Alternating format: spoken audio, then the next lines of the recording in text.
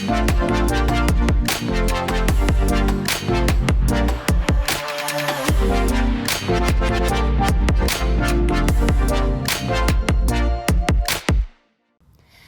Tigers, and welcome to the TMNtv newscast for Wednesday, February 26, 2020. Stay tuned for the latest news at Fort Hays State University and around Northwest Kansas and the nation.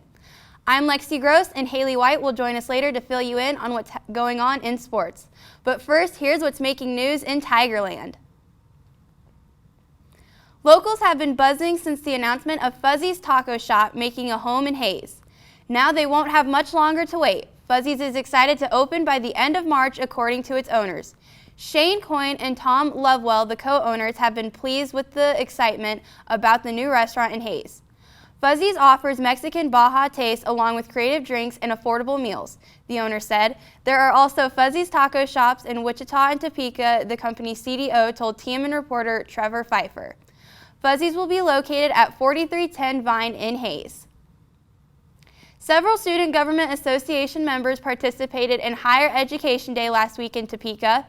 The senators updated the entire SGA on the event at Thursday's meeting. SGA President Brad Demers and Legislative Affairs Director Katie Wisely said they noticed ample amounts of support from area legislators during the day. The day provided an opportunity for SGA senators to discuss higher education with state representatives and senators while pushing for support for funding colleges in the state. Demers also noted at Thursday night SGA's meeting that the Vice President Michael Musgrove will continue to advocate to keep tuition costs low at FHSU. International students gathered for a fun time and conversation during the International Student Union movie night. TMN reporter Gary Lee has this report.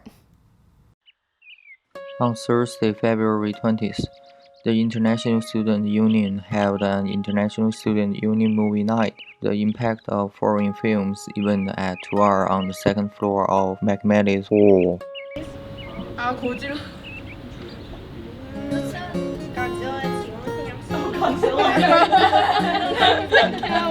Which Godzilla? King of the Monsters. Oh, it's the new one. Okay.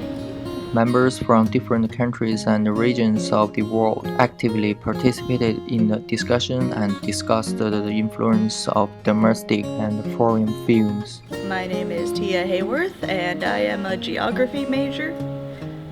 This is currently my junior year. Today we just had a meeting, and International Student Union really means to me just getting to know a lot of the international students, because I am a domestic student, and getting to join ISU means that I get to interact with a lot of the international students and be able to learn about them and learn about their culture, and they can also learn about my culture and things like that. If there are similar activity in future, would you like to participate? Yeah. I'd say I would like to participate, yeah. Just depends on if I have to work then or not. Organizers and attendees are well prepared for the International Student Union Movie Night to be held next week. From Tiger Media Network. FHSU Student Engagement, Diversity, and Inclusion Office hosted an event last week to bring awareness on campus. The group hosted the Student Organization Safe Zone training event in the Memorial Union. Safe Zone training helps students, faculty, and staff learn more about the LGBTQ community.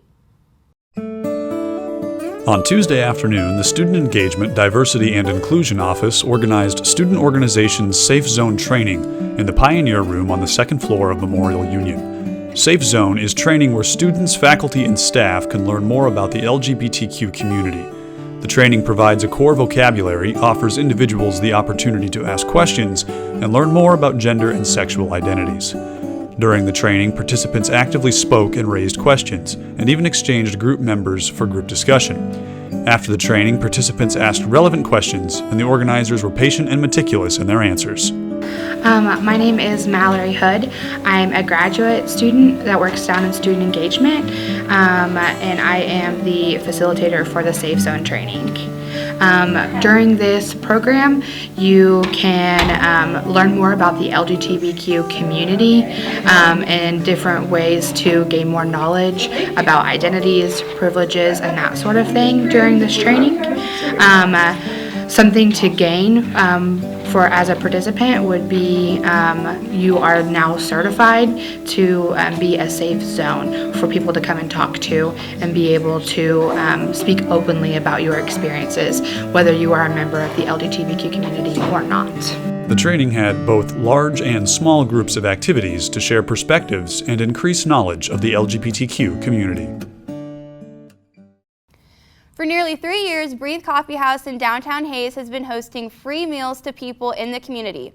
The latest event, which took place last Sunday, featured hot soup and the cold, rainy day.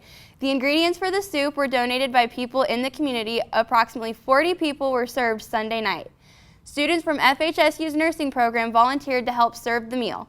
Organizers say they never know how many people to expect at each meal. To learn more about the community meals or to volunteer, stop by Breathe Coffee House and ask for owner Patrick McGinnis. 2 recent cases involving Snapchat now have parents concerned about what their kids are doing on their phones. According to KSN News, 19-year-old Christopher Bose and 20-year-old Christopher Cox are both being held in the Ellis County Jail after allegedly soliciting underage teens on the app. Police reported that Cox was found in a hotel room recently with an underage teen and was booked on suspicion of rape. Bose was also arrested following an incident that took place in December.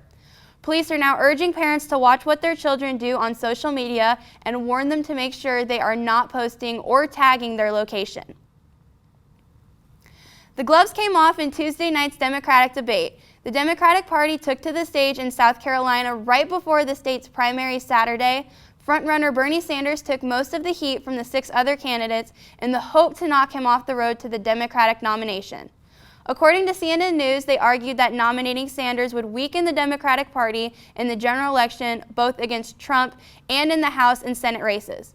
The debate was chaos with candidates shouting over each other, and critics say no one came out unharmed. Whether the other candidates made their case against Sanders successfully will be seen at the South Carolina primary this weekend.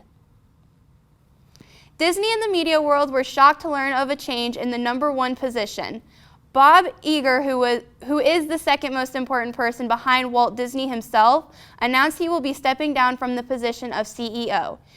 Iger helped build the company into the empire it is today. Throughout his time with Disney, he acquired Pixar, Marvel, and Lucasfilms, all of which produced films that shattered box office records across the globe. He was also able to purchase 21st Century Fox as well as launch Disney Plus and ESPN Plus. Iger will hand the position over to Bob Chapek, the head of Disney Parks, Experiences, and Products. When we return from this short break, Haley will be here with more news from the sports world.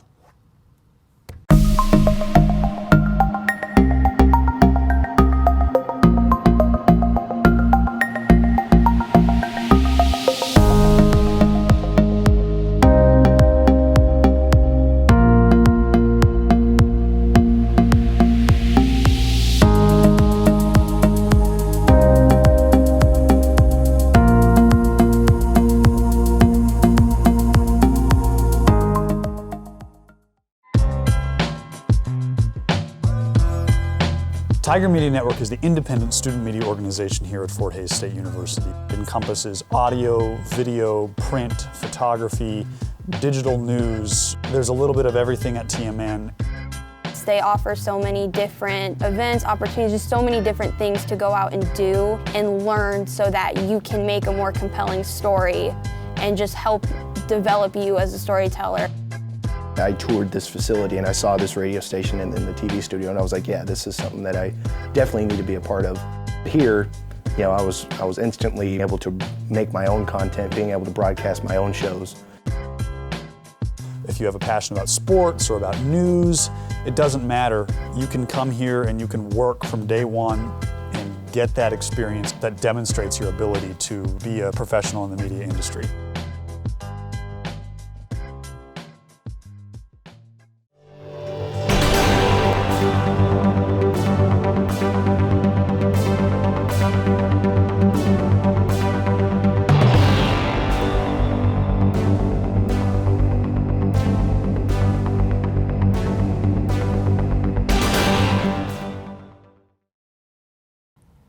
Hello Tigers, I'm Haley White with the Sports Update. FHSU men's basketball came up short against 23rd ranked Rogers State 74-68, but captured an 87-80 win over Northeastern State on Senior Day. As the MIAA tournament approaches, the Tigers sit in a tie for 9th in the conference, standings at 6-11 with Central Oklahoma. The Tigers will face the Broncos Thursday in hopes of securing a spot in Kansas City. FHSU will wrap up this week of play in Wichita on Saturday against Newman. FHSU women's basketball grabbed 2 wins inside GMC last week, topping Rogers State 100-59 and Northeastern State 67-58. It's a big week ahead when it comes to league standings as the Tigers look to down Central Oklahoma, who previously beat them earlier in February. The Broncos were just 2 spots behind the Tigers in last week's region rankings.